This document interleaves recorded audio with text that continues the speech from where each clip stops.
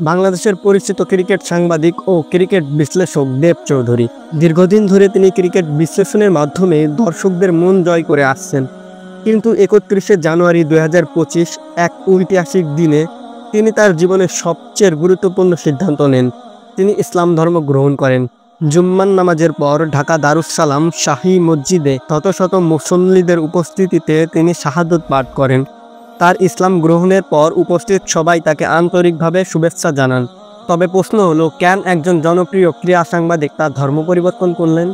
কেন তিনি ইসলাম ধর্মকে বেছে নিলেন?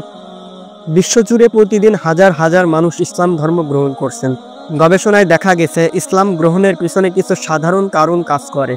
নাম্বার 1, একত্ববাদের আকর্ষণ।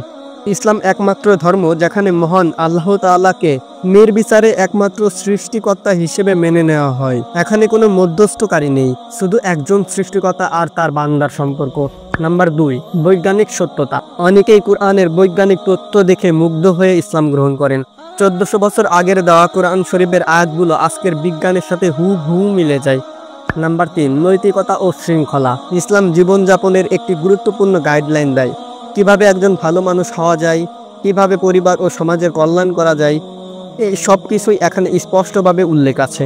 নাম্বার 4, আত্মিক প্রশান্তি। অনেকেই মনে করেন ইসলাম তাদের জীবনকে একটি স্পষ্ট দিক নির্দেশনা দিয়েছেন। এখানে নামাজ, রোজা, দান এসব মানুষের হৃদয় প্রশান্তি আনে। কেন ইসলাম এত বেশি মানুষকে আকর্ষণ করে? কারণ এই ধর্মে রয়েছে শান্তি, ন্যায় বিচার ও মানবতার শিক্ষা। পবিত্র কুরআন শরীফে বলা হয়েছে, নিশ্চয়ই আল্লাহ তাআলা যার জন্য কল্যাণ চান তাকে ইসলামের পথে পরিচালিত করেন। সূরা আনাম আয়াত 125। একজন সত্য অনুসন্ধানকারী ব্যক্তি যখন ইসলাম সম্পর্কে জানেন তখন তিনি এর গভীরতা অনুভব করতে পারেন। আমরা দেখেছি ইসলাম গ্রহণ করেছেন জার্মান ফুটবলার রবার্ট বার্স, ব্রিটিশ সাংবাদিক লরেন বুথ, বিশ্বখ্যাত বিজ্ঞানী মরিস বুকায়েস, হলিউড অভিনেতা লিয়াম লিসনের মতো অনেক বিখ্যাত ব্যক্তি। দেব চৌধুরীর ইসলাম গ্রহণ তার ব্যক্তিগত সিদ্ধান্ত। এটি আমাদের জন্য একটি বড় শিক্ষা। সত্যের সন্ধান কখনো ব্যর্থ হয় না। তুমি যদি সত্য জানতে চাও তবে কোরআনকে জানার চেষ্টা করো, ইসলামের ইতিহাস পড়ো। দেব চৌধুরীর মতো অনেকে সত্যের পথে এগিয়ে যাচ্ছেন। তুমি কি তাদের মধ্যে একজন? এই ভিডিওটি ভালো লাগলে শেয়ার করো যাতে আরও মানুষ সত্যের পথে আসতে পারে। আল্লাহ আমাদের সবাইকে সত্যের পথে পরিচালিত করুন। আমিন।